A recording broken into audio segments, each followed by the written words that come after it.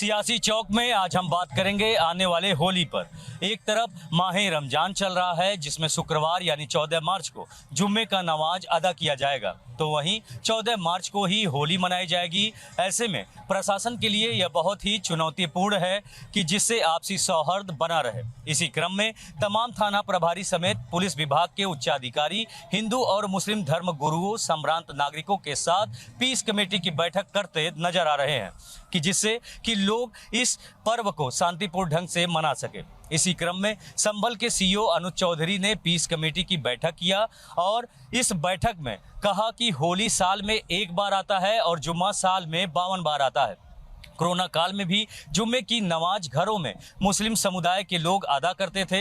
इस बार जुम्मे के दिन होली है, वह मस्जिद में ना जाकर बल्कि अपने घर में ही रहकर अपने परिवार के साथ जुम्मे की नमाज को अदा करें। होली के दिन बाहर सड़क पर वही लोग निकले जिन्हें होली खेलना है और जो माहौल बिगड़ने की कोशिश करेगा उसके विरुद्ध कार्रवाई की जाएगी और इससे बिल्कुल भी बर्दाश्त नहीं किया जाएगा। फिलहाल इस पर अब सियासत हो रही है। हमारे साथ यहाँ कुछ राजनीतिक, संवैधानिक और धार्मिक आस्था की समझ रखने वाले लोग हैं, इनसे समझने का प्रयास करेंगे।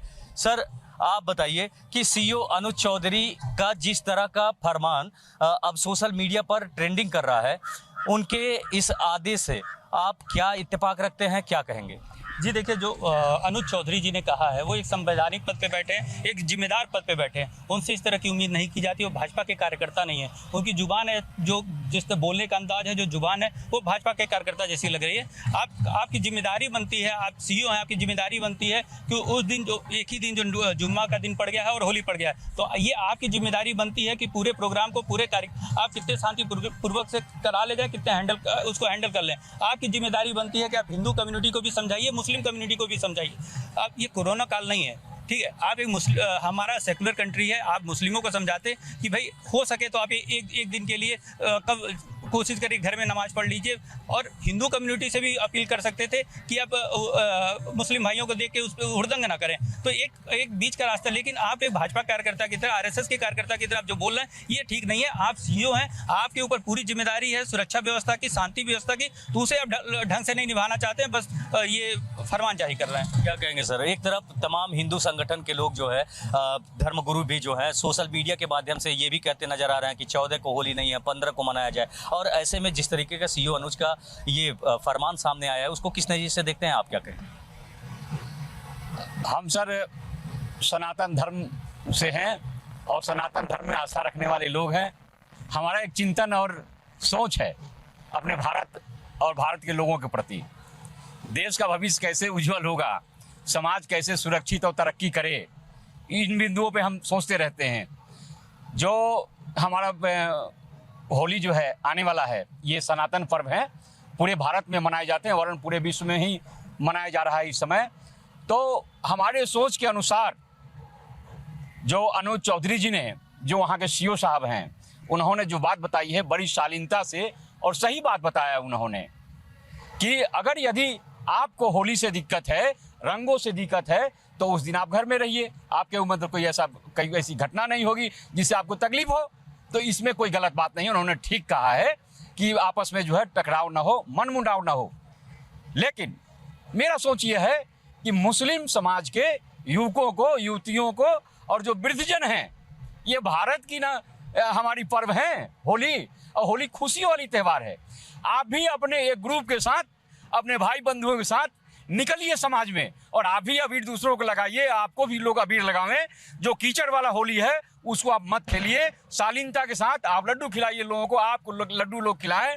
इस प्रकार से आप चाहें तो हमारे होली में आप भी शामिल हो सकते हैं। सीईओ को शोभा देता है संवैधानिक पद पे बैठे हुए इस तरह के शब्दों का यूज करना, गदा लेके घूमना, ये कभी शोभा नहीं करता। आप रास्ते चलते उपद्रवी हैं, किस तरह से आप इस तरह की भाषा का प्रयोग करेंगे? आप संवैधानिक पद पे बैठे हैं, आईपीएस निकाल के आप वहाँ बैठे हैं। सरकारें हर 5 साल पे बदलती हैं। अनुज चौधरी को बात भूलना नहीं चाहिए। आज भाजपा की सरकार है, जीवन प्रयत्न नहीं रहेगी, लेकिन उनकी नौकरी जब तक 60 साल के नहीं हो जाते तब तक रहेगी। 2 शब्द और सुन लीजिए।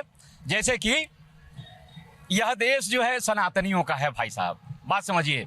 माननीय योगी, माननीय मोदी जी, अमित शाह की उनके वृत्त चित्र में यह साफ है कि भारत को हमको कैसे बनाना है और हिंदू धर्म की स्थापना यहाँ पे कैसे होनी है। उनका एक विजन है, लोग समझ नहीं पा रहे हैं। अनुज चौधरी जी ने जो कहा है उन्होंने गलत नहीं कहा है मेरे अनुसार।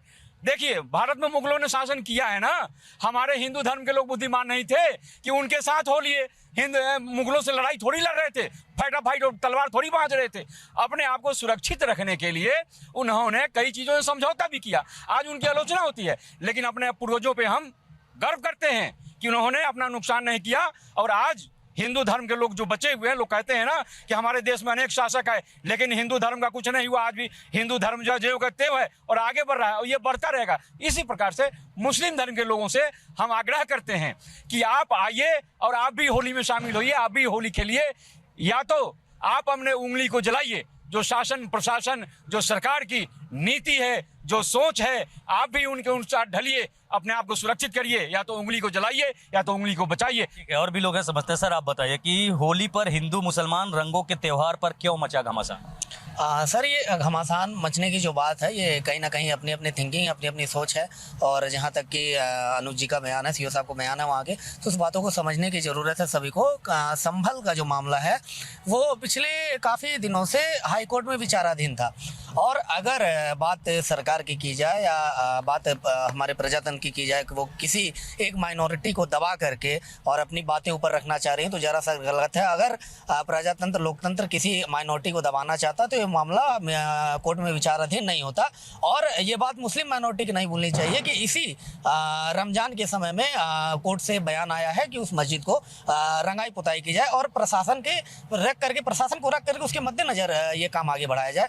दूसरी बात, जहाँ तक कि एक ही दिन में जुमा और होली की बात है, तो जुमे और होली में मुस्लिम माइनॉरिटी के ये चीज़ नहीं भूलनी चाहिए कि साल में 52 दिन, अगर उनका बयान है कि साल में 52 दिन आपका जुमा होता है और एक दिन हमारी होली है, तो कहीं ना कहीं अनुज जी सीओ साहब का बयान ये नहीं है कि आप 52 में से 51 दिन हमें दे दीजिए, एक दिन हमारे तरफ से होली आप लीजिए, आइए आप जुमा अपना आपका जो जुमा वो सकुशल मनाइए। ऐसा कुछ नहीं है। बात 2 घंटे की है, बात 3 घंटे की है। होली आप सभी जानते हैं 11 बजे से लगाए 2-3 बजे तक यही होली का समय रहता है। मूल रूप से होली यही 3-4 घंटों में मनाई जाती है। और आपके जुमे का समय 1 बजे से लगाए 3 बजे तक है।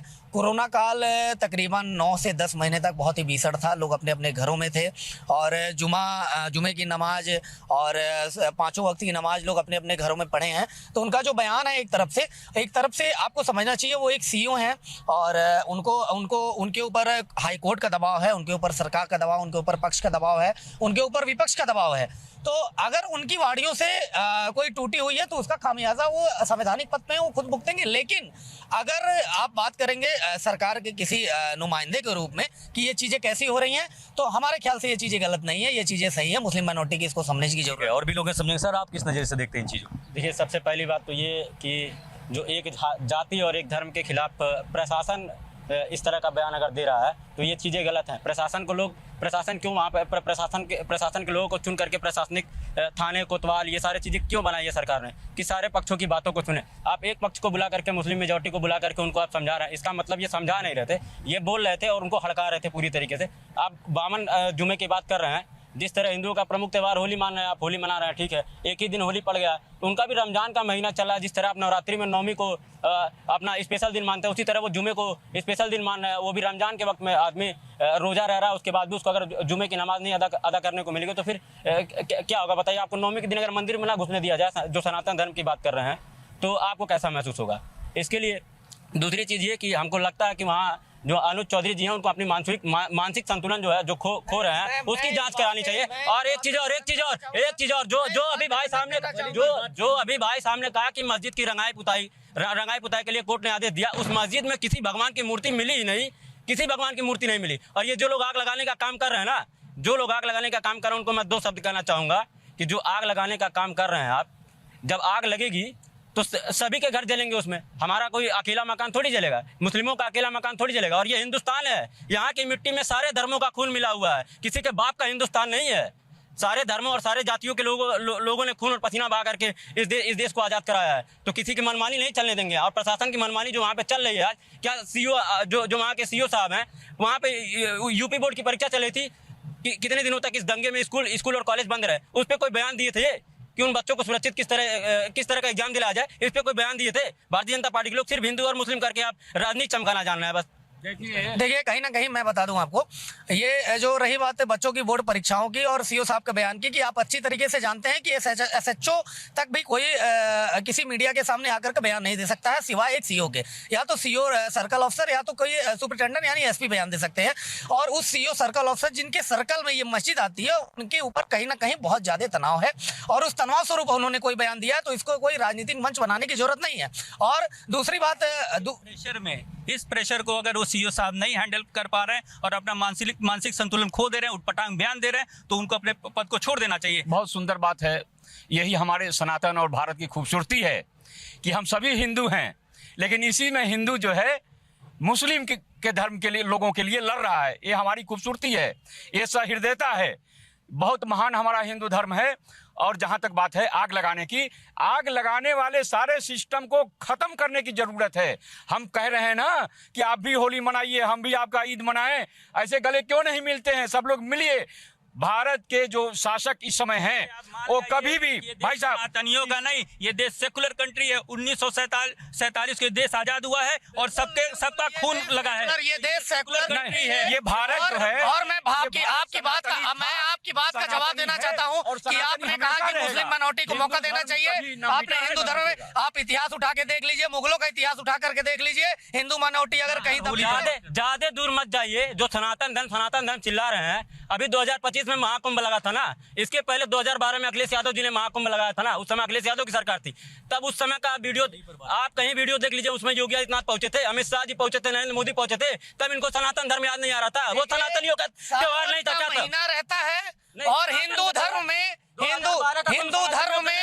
ना कहीं शिवलिंग की पूजा फिलहाल की देख जाती सकते हैं कि लोगों की अलग अलग प्रतिक्रियाएं यहाँ पर देखने को मिल रही है। लेकिन जिस तरह से कुछ हिंदू धर्म गुरुओं द्वारा सोशल मीडिया पर आकर 14 और 15 की जो होली की बात कही जा रही है, उस पर अब तमाम तरह के बयान भी आ रहे हैं। फिलहाल लोगों का जो कहना है कि 13 तारीख को जो होलिका दहन होता है उसके अगले दिन 14 मार्च को होली होना चाहिए। लेकिन अब यह तो आने वाला वक्त बताएगा कि होली को 14 मार्च को जुम्मे के दिन मनाया जाएगा या फिर 15 मार्च को शांतिपूर्ण ढंग से होली लोग खेलेंगे। Brajendra Pandey, news state, Uttar Pradesh.